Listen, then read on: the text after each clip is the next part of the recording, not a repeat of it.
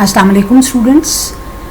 बच्चों, कल का जो हमारा लेक्चर था उसमें हमने देखा था कि 8 प्रिंसिपल्स थे अबाउट द डाटा प्रोटेक्शन। तो 4 हमने कल के लेक्चर में डिस्कशन उनकी कर ली थी और आज जो रिमेनिंग 4 हैं वो हम आज के लेक्चर में डिस्कस करेंगे। तो चलते हैं आज के लेक्चर की तरफ।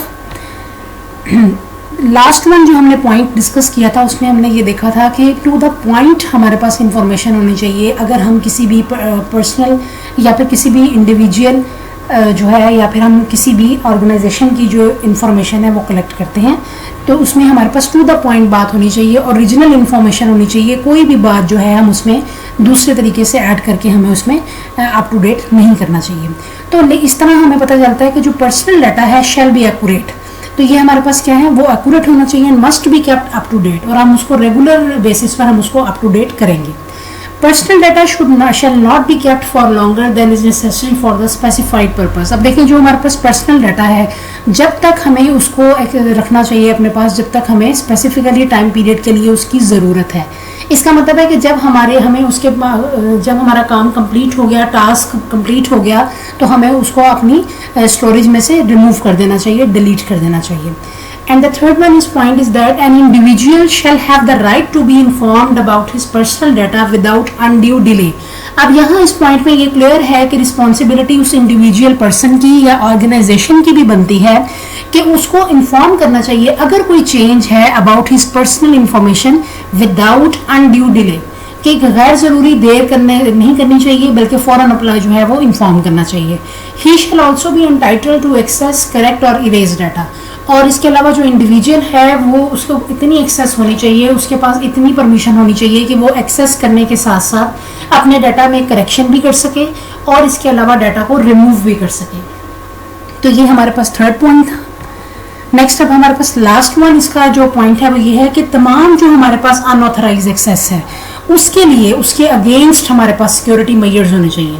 अब देखिए, जो अनऑथराइज एक्सेस है वो किस तरह हो सकती है, उसमें हमारे पास अनऑथराइज एक्सेस भी खुद एक आपको पता है कि एक क्राइम है कि किसी भी इंफॉर्मेशन को हम विदाउट परमिशन यूज नहीं कर सकते, और अल्टरेशन हम उसके अंदर कोई चेंज नहीं लेकर आ सकते, डिस्क्लोजर हम उसको डिस्क्लोज नहीं कर सकते, लीक नहीं कर सकते, एक्सीडेंटल लॉस के अगर डिलीशन है, हादसाती तौर पर डाटा डिलीट हो गया तो ये भी नहीं होना चाहिए, और डिस्ट्रक्शन ऑफ पर्सनल डाटा, और हम पर्सनल डाटा को किसी भी ऑर्गेनाइजेशन के डाटा को या पर्सनल इंफॉर्मेशन को डिस्ट्रॉय नहीं कर सकते।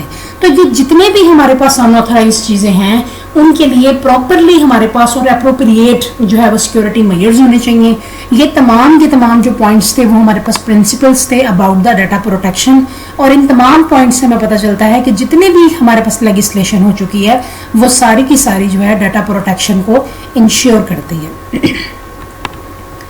नेक्स्ट हमारे पास एक एक्ट पास हुआ into 1987, that was computer security act. तो जो 1987 में कंप्यूटर सिक्योरिटी एक्ट पास हुआ था which makes the affection on to the computer security files and telecommunication illegal.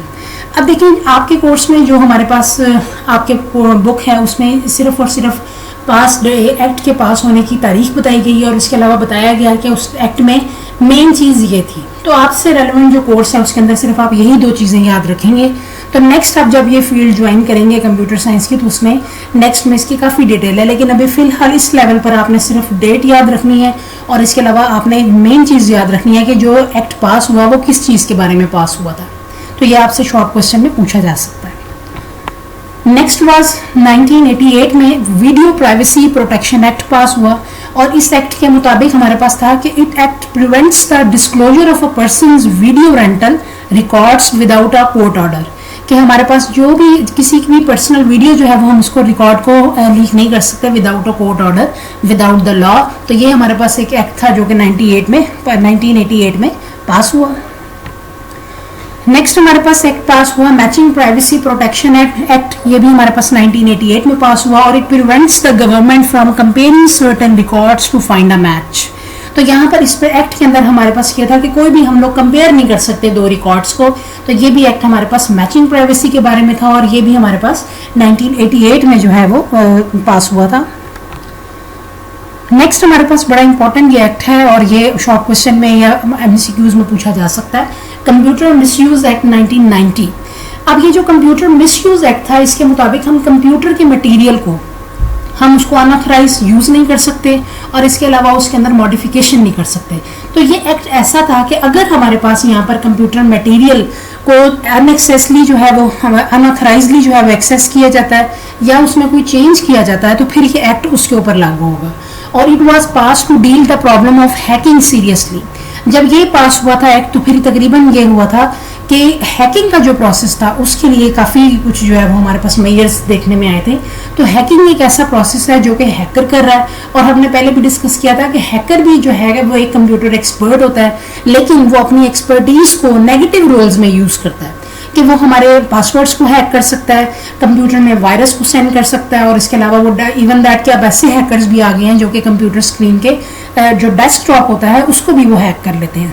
تو یہ ہمارے پاس جو ایکٹ تھا وہ 1990 میں پاس ہوا تھا اور یہ ایکٹ کس پر تھا؟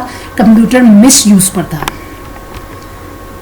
ان دا لاسٹ ہمارے پاس ہے 3 keys offenses. offense کہتے ہیں ہم کرائم کو. جب لیجسلیشن ہوئی اباؤٹ دا ڈیٹا پروٹیکشن اور سیکورٹی تو لیجسلیشن کے مطابق 3 ہمارے پاس ایسے مین پوائنٹس ہیں جو کہ اگر ہوتے ہیں تو دیٹ از دا کرائم, تو وہ offense ہوگا تو وہ کرائم ہوگا.